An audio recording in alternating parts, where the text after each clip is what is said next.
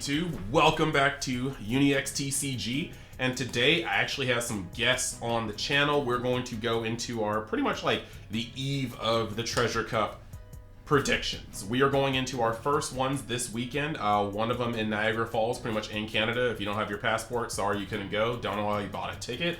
And then if the other one I believe is in Long Beach, California. These are both going to be meta defining. Literally the first tournaments we've actually seen where we're going to have an actual, like, I don't know, sample size of this magnitude. People are going to be coming hungry for these prizes. It's kind of crazy. Top 8 is literally a couple G's if you're flipping. Otherwise, it's just the most flexiest Luffy leader that you've ever seen. So, yeah. Right before we introduce our guests, before I put their beautiful faces on the screen, the people I'll actually be chilling with next week, plus 1 week, because I couldn't do math right then and there, for the Treasure Cup in Miami, I am just going to say that if you want to support the channel, all you got to do is go down, hit that like button, hit the subscribe button, hit the notification button, and we will be in there. We're going to keep on going with the One Piece content, and yeah, Battle Spirits, Dragon Ball, more stuff, plenty of TCG. So, without further ado, I am going to put up the other camera feeds, and you guys can actually get to know these two guys. Which one of you guys wants to introduce yourself first? Hugh Jackson. That's Jerry. That's Jerry Bear. Okay, fine, I'll go. Hey guys, how's it going? My name's Jerry.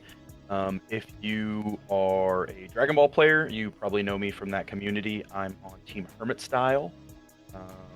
Little background about me: I've played card games the majority of my life. I played Magic: The Gathering for about 18 years, and then picked up Dragon Ball about 4 years ago, and started playing it pretty seriously, like 3.5. And now we're on a pirate ship. So yeah, hi. And what's going on, everybody? My name's Jackson. Been playing Yu-Gi-Oh! And Magic about 13 years, give or take now, and got into One Piece ever since the Super Pre-Release was out. Excellent, excellent. So remember these people. For undisclosed reasons, you will likely see them again. Reasons that we will not go into for this video. But speaking of reasons that I will not go into, I actually want to talk about our sponsor. Got to get this in every video. You guys are probably going to be sick of hearing it after a while, but you shouldn't be, because it really gives you the best deals you can possibly get. I've vended to this gentleman and his business many a time, so I'm going to roll the clip. So let's talk about our sponsor, Mystic TCG, your one-stop shop for all of your trading card game needs. On their site, you can buy or pre-order starter decks, boxes, even cases, as long as you try to give it about 3 to 4 months ahead of time for the pre-orders, because sometimes the product's a little too hot to keep on the shelves. If you want singles, you can go over to their TCG Player website, where you'll find nothing but product and great reviews. And if you even want to sell your collections, just hop on over to their Facebook page and message them directly, and you get a price worked out for you, best bang for your buck. And you know what? While you're here, let me throw you a little something extra. If you want 5% off of any purchases made on the site, make sure you use the link in the description, or at checkout, use the code WORSTGEN. That'll be on the screen as well, and I hope you find something you like with Mystic TCG. There we go. Painless, easy, and one of these days, you're going to pre-order some product and be happy. You're going to vend some cards and be happy, or you're just going to buy some singles and be happy. Either way, remember Mystic TCG. So, we have some talking points when it comes to the prediction side of what we're going to go into during this. And even though it's my video, I'm lazy. You don't know when we're recording this. It's pretty late. So I'm going to let Jerry host this beautiful conversation. Sweet. So today, guys, we're talking about the expected meta at Treasure Cup event, which there are a lot of solid options. And there's a couple standouts, and then there's maybe a couple that you should probably avoid. But let's just go ahead and jump right into it. Try to keep this on the shorter and sweeter side. So the big two, which this should be like no surprise to anyone. The two decks that will probably be the most represented in every room across all of the Treasure Cups that are happening are going to be Eustace Kid and Zoro, for pretty obvious reasons. Kid is arguably the best deck in the game right now, just because it's like mega consistent. And if you get your board established, you can just abuse the crap out of people, because Kid 8-drop is very, very oppressive. Yeah, it is.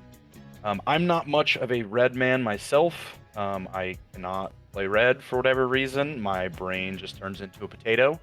So I'll let one of you guys talk about red a little bit, and we can just bounce around between these two decks for a moment, and then move down the list. Do you want to take it, Jackson, or what's up? Jackson seems frozen on my head.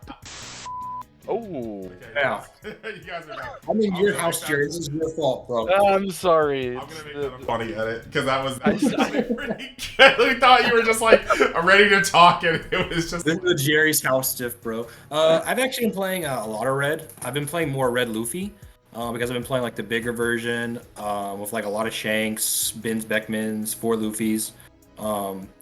Zoro's also a really strong option. You'll see a lot of it, but it's definitely more like aggressive, a little more all in. But you'll definitely see some versions of red decks that are like playing a lot of big cards, a lot more defensive events. You should be able to get the idea for that kind of as you're playing against them. It's kind of good into everything. It's going to be very player dependent.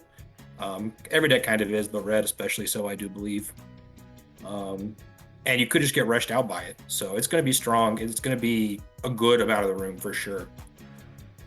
Yeah, I think the big draw to like at least Red Zoro is it's just like the play lines are pretty simple.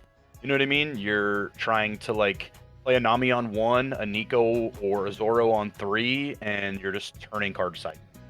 So It's kind of weird because essentially when I look at these 2/3 decks, they kind of all like do something on the same slide. Like, so Zoro will attempt to do what hardline load the ground aggro does in almost any resource-based game. And that is blow up your spot before you can even stabilize your strategy.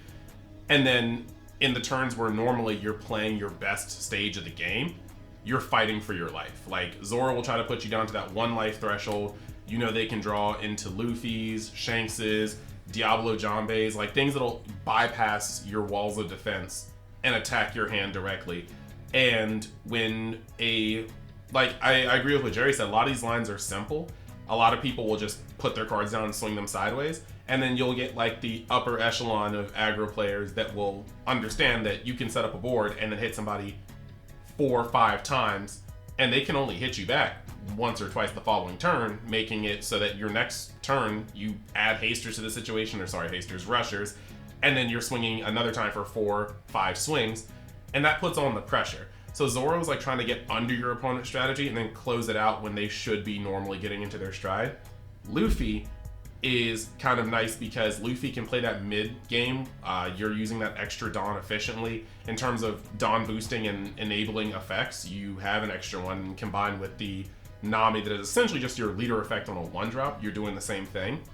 But red Luffy still is red. So even though it plays a good mid-range game, if it smells blood in the water, you're able to tilt full force and hit those early game beats. Not as widespread as Zoro, but enough to put your opponent into kill range when they are starting to hit their mid-game stride. And then you have Kid, which I've been saying a lot of my videos. Kid is an aggressive leader with a completely defensive deck for the most part. And so Kid is fine with these games going long, because if the game goes too long, outside of a healthy Kaido that can like wrath you, Kid is like the in-game king. Like, you will have board setups that are almost unbreakable. And then you're thinking, okay, well, if your board is a whole bunch of blockers, like, what are you gonna do? I'm gonna attach 5 down to my leader and swing twice. Like, that's what I'm gonna do. And let's see how many times you can out counter 10k. I give you maybe twice max. So it's kind of interesting because this top kind of echelon of like decks, I think they each focus on a different part of the game's state. But yeah, I think really Kid does do the same thing the most times across any given amount of games. And when you're going around an 8-9 round event, you want consistency. Consistency is like king. Like, if you're going to perform even at a 7.5 more times than your other competitors, you're probably going to have a positive record, and that's what you want. Whereas, I don't know, man. Luffy and Zoro, they do have 2 top 5 searchers they have access to, and you play a bunch of 4-ofs in a bunch of those decks. So yeah, I can see those being the most represented. Zoro and Kid. Luffy probably won't be the most represented, but it's so weird because they share so many cards with each other. So it's up there too, because if it's built a certain way, it plays very well into kid deck. And I think that's where like the draw will be for a lot of people. Like if you're expecting to go to a treasure cup that's sold out event, 512 people, and you're expecting kid to be the majority of the room, like you're either wanting to play kid or you're wanting to play decks that compete. So, and while we're on the topic of consistency, I guess we can just jump right into the next deck, which would be Kaido. Kaido is hands down, when it sees the cards that it needs to see, on turns that it needs to see them, if it curves out right, it is the best deck, period. It is just, there are so many games that you will play either with Kaido or against Kaido, where if they see what they need to see, it feels like you cannot beat them. But then in regards to consistency, that doesn't always happen, right? Like maybe they don't see Onigashima, maybe they don't see key blockers when they need them. Maybe you're playing Zoro and you're just rushing them down. You're playing that simple strategy, turning your guy sideways, and their hand is full of cards that they can't use to counter. So I think Kaido will also be very popular. It'll definitely make top cut. Like some number of them will be there. A lot of them will be sitting at the top tables. But when you're playing a 9-round event, and you're playing a deck like Kaido that relies on seeing certain things, right? And it's only the only thing that really like prevents Kaido from just blowing someone out of the water is when it doesn't see the pieces that it needs. If you're playing in a 9-round tournament, you're gonna play a round or two, or maybe 3 or 4 if you're real unlucky, where you don't see those key pieces, and then you're just gonna lose a game that you probably would have won. Yeah, on the flip side, you could just run hot and just sweep everybody. Absolutely Very true. possible. It also struggles against Red Zoro a little bit because sometimes they just get under you, and even if your hand's pretty good, you might just get blown out, which keeps the deck in check a little bit. If you went that morning and you said your prayers and you play 9 rounds and you see Island on 3 every game, you're gonna do well in whatever tournament you're playing. Like you are going to have a great time if you see your Island. You see your King 7s when you need to. You see your Kaido 10s when you need to. Yeah, you're gonna have a great time. It's like, in short, like the funniest thing about it is Kaido is the only deck in the game, I'm not counting Kid, don't even ask me, but is the only deck in the game that can consistently remove all of your opponent's cards off the board. And sometimes people will be like, okay, well, if you remove them, I have a big hand because you're not forcing me into the counter step. But it doesn't matter. Kaido's attacks are so big that you will burn your counters very quickly trying to stop damage. And you can't rely on blockers the later the game gets, because those blockers will get wiped out left and right. Your threats will get wiped out left and right. You're being hit by 7Ks, 9Ks, 12Ks, and that just kind of gets destructive. Not to mention, when the board is built up, you can have your last life taken away from you, and then you are on death row for every swing that comes in after. So it's kind of wild. But the thing that everybody here is in agreement with is that Kaido's biggest opponent is normally itself. And it's not good enough to just be like, oh, you just need to draw like the best cards. Like, you could draw Onigashima on curve and then not see a queen. And then you play your first boss card and your opponent gets over it. And then your second boss card comes out and your opponent has blockers lined up for it. And then eventually your hand dwindles because you're not getting into your cards. Or, this has happened before too, you can draw blocker after blocker after blocker after blocker and have no real way to press your opponent and eventually just get overrun. The deck has this nasty thing of like all of its boss cards not having counter, but because it has no top 5 searches or anything to draw except really, for the most part, Queen itself, you have to have very strict ratios for those boss cards to be able to see them consistently. You can't just splash some. You may never see them if you're only playing 2 of a king and you want to see it every game. So you have to play a fair amount of these, and then on top of that, they don't have counter. So sometimes you can just open up too many boss cards and your opponent's getting through with 6Ks that they should never really get through because you're just not seeing your 2Ks. There's a whole lot of stuff to it. I think the craziest thing about Kaido is that so many hoops have to be jumped through. Like even a card like this, right? Great card, Wrath, 10 drop, amazing stats. However, all your opponent needs to do is get you down to 1 life, and it's no longer safe to play this card against red or green, which are some of the most prevalent decks. if you're playing against Kid and they get you down to 1 life, you can literally just trash this card whenever you see it, because the turn you use it, you're getting alpha'd. You die the next turn. Yeah, especially green. It's a guarantee against green. For real. Yep. And like, even on red, like, yeah, it's not a guarantee because it's not on the leader card, but they only need a Zoro or a Luffy, and you could likely play this card and get killed next turn if you're at 1 life. So it's like, even their best card has like a stipulation to being able to play it, and that's just like wild for me. So like they were both saying, you could run hot and you will find Kaidos at top tables, but just know, like, at some point you could just watch this guy's entire tournament run and be like, wow, he draws broken, because like, that's just Kaido. When you draw bad with Kaido, you're like, wow, why do I play this deck? Yeah, you could literally, you could be undefeated going into round 8, and then you could drop those 2 last rounds just because you didn't see the pieces you need to see. Right. Congratulations, you're not making top 8. You had a great day, you ran well, but you are not getting in there. You could see Onigashima and 10 drop Kaido and friends, and then you could Queen, and Queen draws you into 2 more Onigashimas, and you drop the Onigashima, and then you're just sitting here going, half my hand isn't combable. Yep. And I have no plays. Like, Yeah, That is the problem. really strong, but it can be awkward sometimes. yes, sir. With that, let's go ahead and jump down the list a little bit, which will move into multicolor. I think that one of these decks, or like one color combination, is pretty cut and dry good, but it's very much big brain, and maybe that's not what you want to play at like a 9-round tournament. You're just like cranking yourself all day trying to figure out your play lines, and that would be red green Law and or Luffy. I think there's merit to both leaders. I don't think one is necessarily better than the other. And then the last multicolor option that I think is somewhat viable is blue purple crocodile. So let's talk about Law a little bit, because that's probably the best of the 3, or at least what we've seen be the most successful of the 3. And if one of you guys want to speak on that. Gladly.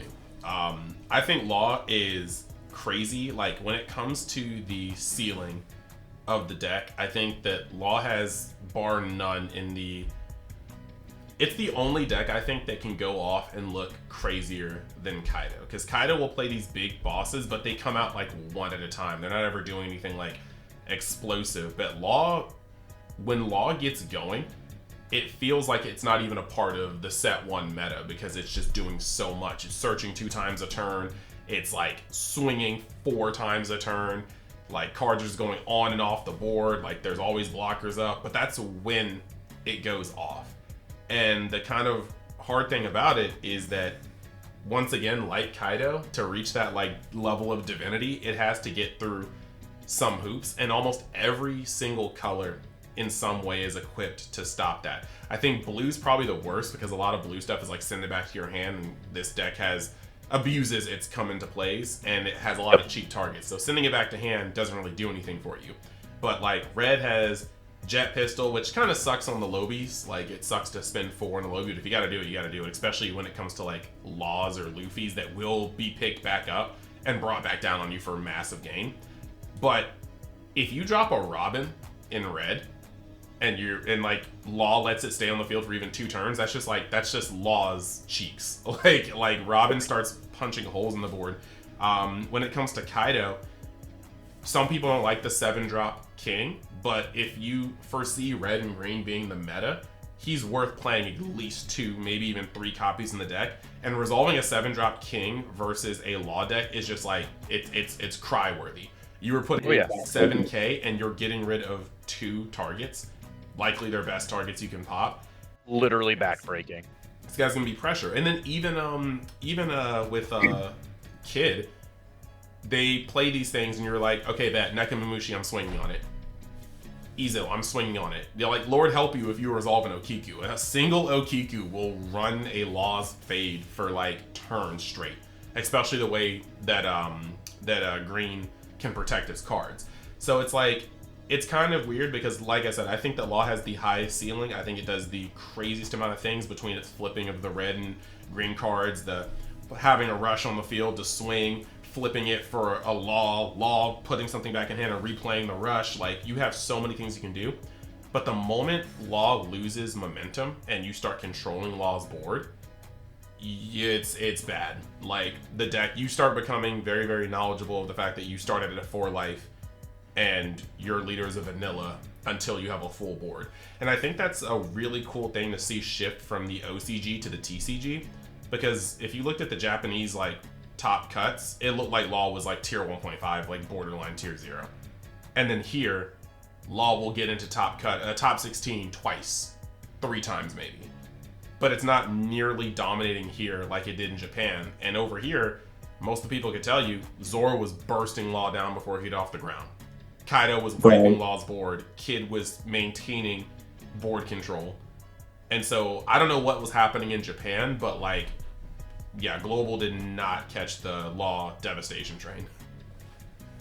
That was my issue with a lot of the multicolored decks. Really, all of them is like, your deck's so powerful, but man, sometimes you just get killed by red because you're at 4 life. I mean, you get down to 0-1, they just play a Luffy and you're dead. Like, all that cool stuff you did doesn't matter.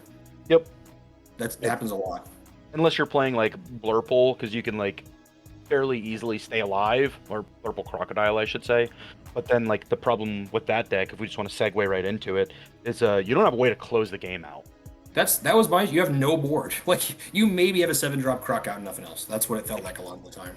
Cool, you have like 2 blockers and one of them's a Missile Sunday, and you're gonna, it's gonna die, and you're gonna draw Love Mellow back because you're a Baroque's work leader. But like, how are you winning the game? You know what I mean? It's definitely kind of weird, because when you look at it, like, yeah, I can see how the deck worked. And of course, once again, shout out to Duval, because dude's an absolute machine. But like, the moment I started seeing like the hand control, like Jack, and the fact that they'd be like, oh yeah, sometimes we even summon the X-Drake, I was like, okay, so swing with Banish so they don't get life back, whittle it down their hands because this is very easy to do versus red, and then just start taking away the couple cards they do have. That's tight. But we've only got like 35 minutes to play around, and that strategy is a little scary to me, because I think that they can, like, you do protect your life a fair amount, so if the deck goes to time, I'm sure that often you'll be able to win by life. But the moment if we ever shift into a best of 3, or like if you get to like top cut and it becomes best of 3, I don't think like you're finishing games quick enough. Like, if you lose game 1 and you're playing Blurple Crocodile, you might as well just like understand that it's like, if you're a Dragon Ball player, you know exactly how this feels. You lose game 1 and you're like, well, it was nice knowing you. I'll sign that match slip. Time to pack it up. Exactly. Yeah, time to pack it up. it ties into that like mental diff thing too. You play 9 rounds of it. If you're going into time every round, even if you win like round, 4 through 5, like, it's gonna get taxing because you're gonna be playing every second of every round. You're gonna get tired. Yeah. It's a hard deck to play too. You have no break in between. You're gonna be starving unless you're eating like trail mix out of your pocket. You're gonna have to be calling the judge over to be like, hey, can I go use the bathroom? Like, it's just not what you want to be doing in a 9-round tournament.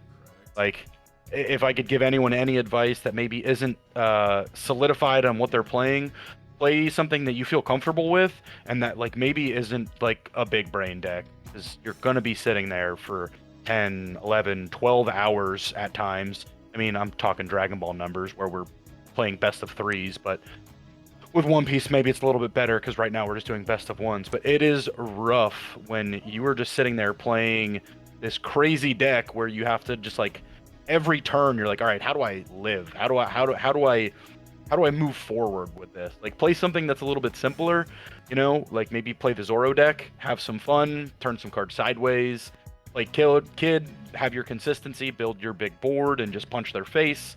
Or if you're ballsy, like Kaido, do your thing. If you got the reps with Kaido and your ratios are right and you feel like you're gonna run hot, you're gonna draw what you need to see, play it. I mean, that's probably the overall simplest deck, is just play your island shiny things and just crush your opponent. Literally, yeah. You when you're playing Kaido, most of the time, just by looking at your hand and the board that's ahead of you, like if you're gonna win or lose that game. Like, you're never thinking like, man, I really need this one specific card off the top of my deck. If it's like the next couple cards, I should be fine. Whereas like with Kid, you're like, I'm gonna top 5. I'm gonna swing with Raizo. I'm gonna draw a card. Like, it's It's not quite the same. And I know what you guys are thinking. Listen to that. You're like, well, the 10 drop can turn things around. Like, okay, look, I'm gonna say this one time and one time for the people in the back. If you were ever in a situation where you're like, I need to top deck this next turn, I guarantee by the time you get to that turn, this card will not be usable. Like, if you were about to press the panic button, he is not your friend. You are on death. You gotta be at least a 2 or 3 life, 100%. Exactly. That's crazy. No, you're right. But I mean, yeah, Law and Blurple Crocodile are both decks that they will be in attendance. For some reason, Blurple Crocodile is just like people's favorites. Like, it is a random like cult following of people. I do think you need, like, both of these decks actually, I think you need to see gameplay with them. Shameless plug, I have videos on both of them, but also see if you can find some games, because Blurple Crocodile actually does play in a very unique way to, even if your deck is capable of beating it handedly, you might not know how to play against it and get rolled. Like, the deck actually does play a very specific way, and your concept of numbers kind of has to change, because if you're trying to tit for tat them and use your Dawn efficiently and bait out counters, they don't combo the same way other decks do, or counter. They will have 4 cards in hand, and that same 4 cards can probably block like 7k like 3 times. So Literally, you gotta, yeah. really be careful with it. Watch it play, understand how much juice you need to put in, understand that your bigger, taller swings are going to put in so much more work, because them comboing up to 8k 3 times is one thing, but just for them to combo up to, I don't know, 10k, it's the same amount of cards all on one swing, and that just kind of it gets there. You just go watch it. And with Law, you need to understand the pacing, because Law is that one deck where if you let it get out of control, you will never get the game back. You will just and sometimes it just happens, and it is what it is, you know. Definitely. Like, Both of the game. Both of these 2 decks that we're talking about, which, you know, supposed to be talking about Luffy as well, but we'll just throw that right in with Law. Law and Crocodile, they're both like very sequence dependent, right? Like, you have to sequence properly with both of these decks. If you don't sequence properly with Law, you're just going to chew up your own board. And if you don't sequence properly, especially in like the counter stage of the game with Crocodile, you're just not going to be as efficient as you want to be. You know, maybe you have like 5 cards in hand, but you really need to get down to 3 so you can trigger your Love and your leader skill. So you need to make sure that you're sequencing properly, and sometimes that's hard to do. You know, your opponent might put you in a weird spot where, like, if you just use the Love Mellow right now, then you get out of this attack and it doesn't matter, but then you're not going to dig deeper into your deck. So with that, I say let's jump into the rest of the field, which realistically we're looking at a couple decks here. Blue Doflamingo, Blue Crocodile, and like Blue Purple Kaido, which I don't know if anyone really respects that deck. Maybe I eat my words after it wins a treasure cup or something, but I'm just not seeing it. It's a cool value town deck, but it overall just kind of falls short. Yeah. At the end of the day, it's like, you know, you're doing weird stuff and you're like going minus on Dawn, but then I don't know. Like, sure, yeah, you get your stuff back with your leader skill, but that also like requires a Dawn to be attached, if I'm not mistaken. I don't know. I think of these 3 decks, like you'll probably see Doflamingo a little bit more often, and you'll see a little bit of Crocodile here and there. I think Crocodile is actually sleeper very good, but Blue is just in a weird spot right now. It's like Blue is hard in this meta because Kid is so good and so popular. And oftentimes, like, you just can't get over their stuff. You know what I mean? Like, once the 8 drop comes down in Kid, like, it doesn't really matter. Sure, you can play a Mihawk, but what are you gonna bottom deck? You know what I mean? Right. Blue's actually a really strong deck though into like pretty much everything else if you're a really tight player who can like sequence correctly and like remember the top of their deck. Blue is actually pretty good at everything else, but just no answer to the 8-drop Kid. Unless your like board is like double Mihawk or something crazy, Kid's just gonna blow you out. And with half the room being green, probably, like, that's just a tough ask.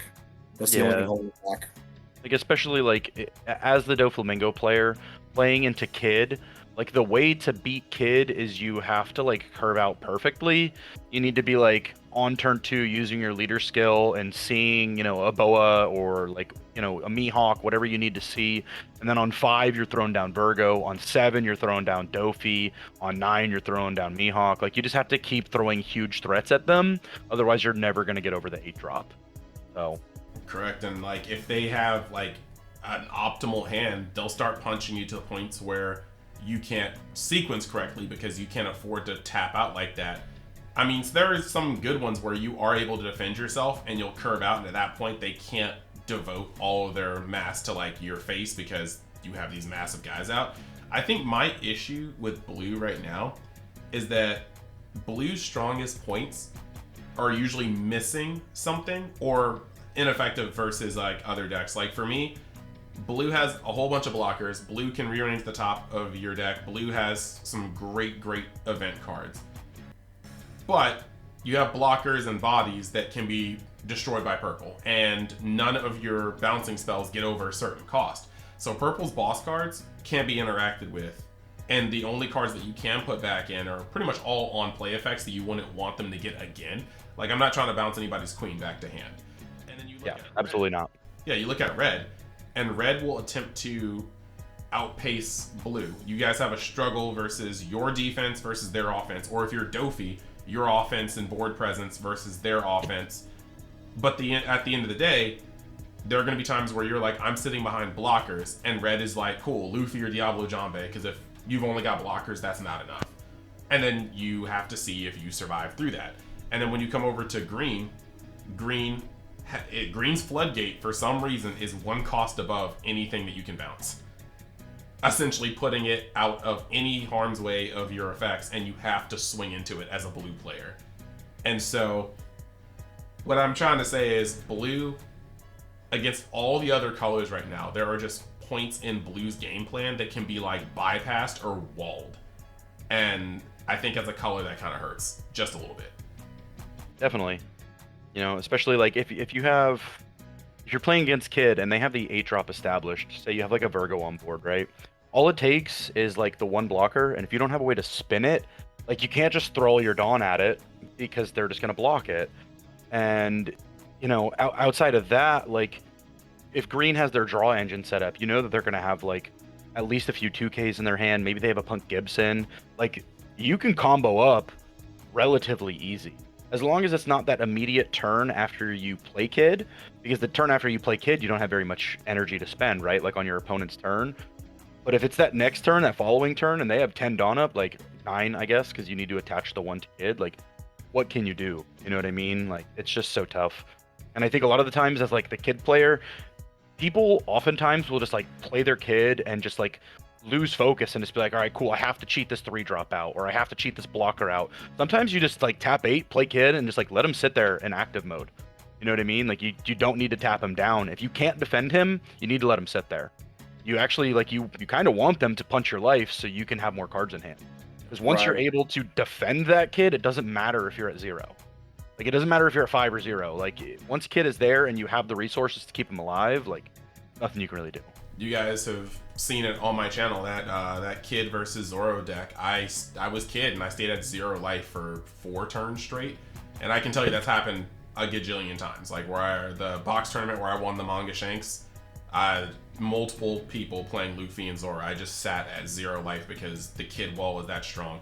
You have the numbers and lines of play that you need to understand. The worst thing somebody can do is see a Diablo Jambe, because at that point they can put you up to 14 and force you to have it or not have it. But if it's just a matter of Luffy, if they're playing that card raw, the maximum it can go up to in Zoro was 11k, maximum it can go up to is 12k, and that's pretty easy to block with an established hand. You just drop 2 2ks and the 11k swing is broken, unblockable, and then they lose that Luffy next turn.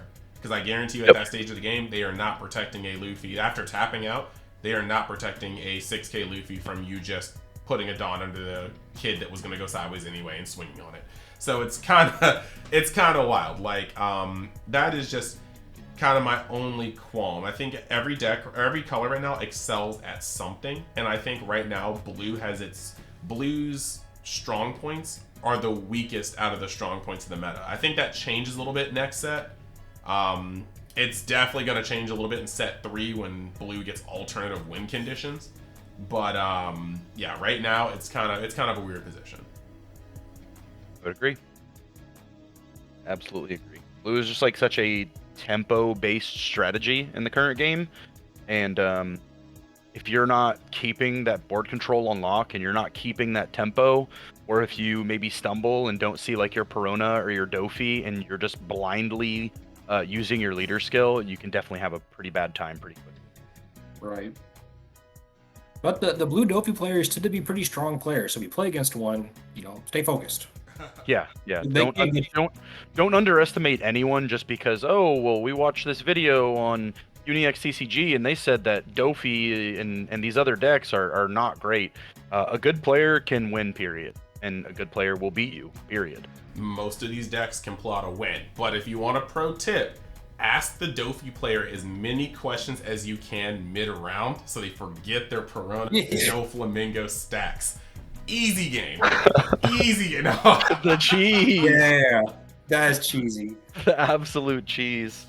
Just like you're just like sitting there asking them like math questions, like stare them directly into their eyes. Because you have a lot to think about as a Dofi player. Like when you're stacking, flirt with them relentlessly. You got to think about like, am I gonna like play with my leader this turn, or am I gonna draw a card off bow or a love beam? Like you got to think like 2 turns in advance when you're looking at your top 5. So I think it's swing card. Very complicated. Don't like late in the game. You're like, wow, this guy hasn't played any love mellows. Swing at them for 5s. Things that they might want to drop 1Ks on. Somebody's gonna feel bad to drop a love on a single 5K. Mm-hmm. But that love could have drawn them into a card they wanted to use on your turn, and then they could have drawn to the card they wanted on their turn, and they could Doflamingo effect from that. You swing with a bunch of things that make them kind of feel bad about the love, they might not use it. They might lose that focus. They don't use the love, they draw into the card they were supposed to draw off with love, and that 9-drop Mihawk is on the top of the deck when it should have been in their hand. Look, I'm not saying this is the way you should do things. I'm just saying that sometimes a Dofi player can lose focus at a crucial moment, and that one missed activation of a card means all the difference. Also, on a more hard note, if you are playing certain decks, like especially Kaido with access to 6-drop King, if you ever see a Boa, like if they search top 5 and then play a Boa and leave it up to block, smoke the Boa. Like I guarantee 9 times out of 10 that draw that they were going to get off the Boa is part of the sequence of cards, and you will mess them up for the next 2 turns. It's absolutely correct. That was one of the points I brought up in the Dofi video. Like the sequence is important, but the sequence it's not fluid. If something about the game state changes and they're like, oh, I don't need to use that love, they either have to use love in a situation where they don't, or they mess up their sequence, or just there's plenty of small things. So it kind of gets a little rough. But there is one deck we didn't mention, and I'm trying to get it on here. I was supposed to get it on here earlier. People keep asking me about it, but the Uta deck. I know a lot of people are like, what is that deck doing? But there's this guy in my area that keeps topping locals. Now, I'm not saying hasn't beat me yet. I haven't been in a local where he's top. No, I'm kidding. Dog, you're good. I've been seeing you take down locals. But yeah, he's been going in with Uta, and it's just been like I guess he's playing kind of mid-rangey like Luffy, but the vanilla beats kind of get big, and so the pressure is pushing counterpower in people's hands. I'm gonna message him and see if I can get that on the channel. I'm not gonna do a whether you should or should not play. I'm gonna probably do a deck profile for that one. But the thing you should understand, take away, is just like Jerry said, a good player who's had a lot of reps and understands how other decks work will generally win. I went around my locals, going to locals 5 to 6 times a week, and I switched decks every single week. And I just was like scooping up lots of prizes after at least like some of them took like a local or 2 for me to understand. Like Dofi, I had to play 2 locals before I was like, oh, wait a second, I understand this more now. But like general understanding of the game, understanding of the matchups, understanding how these decks work is generally going to carry you more than just having the best deck. So I would highly suggest you practice, get in all of your reps, and if you're really serious about any card game, it's not enough to just play your deck over and over again. Like that's going to get you pretty far, but I highly suggest sleeving up some other decks, simming some other decks, making sure you understand the decks from the other side of the table and in the pilot seat. just works better that way. Absolutely. If you say you're a kid player through and through, and that's all you play, you start playing Luffy, start playing Doflamingo, you'll understand better what their hands look like, what those decks can do, like what their strong plays are, their key pieces. And then when you go back to play your kid deck, you understand those decks better. You have a better idea of what's in their hand or what they can do, what they're going to do on their next turn or the turn after, maybe what they're trying to set up for, and that will take you like much further. We're pretty fortunate right now that like this game has just come out, so it's a very small card pool. Just like do yourself a favor and just like start reading all the cards. Like there's no reason not to.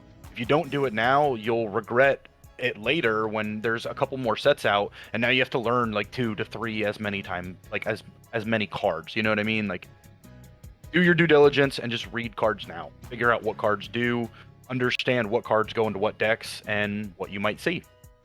Right. With that, guys, I think we should probably wrap it up because this is becoming less of a YouTube video and more of a podcast. Yeah, this is long. We've been here for, I don't know, Chris, you want to give us an idea of how long we've been sitting here? It's like 30 minutes. 30 minutes. I mean, that's fine. That's fine.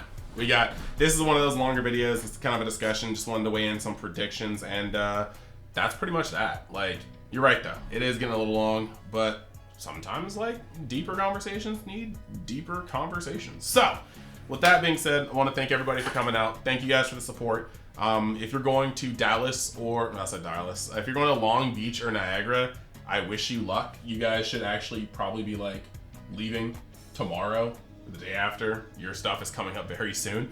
And then, we're going to do coverage on those events. We're going to talk about the breakdowns, what topped. If it matches this video, you won't hear the end of it.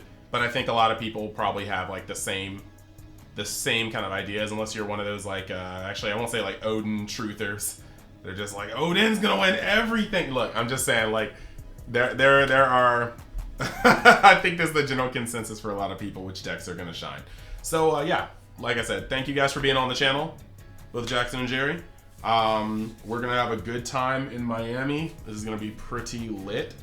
And yeah, and if you guys are at Miami, come up and say hi. Maybe I'll buy your cards. Maybe Eden will buy your cards.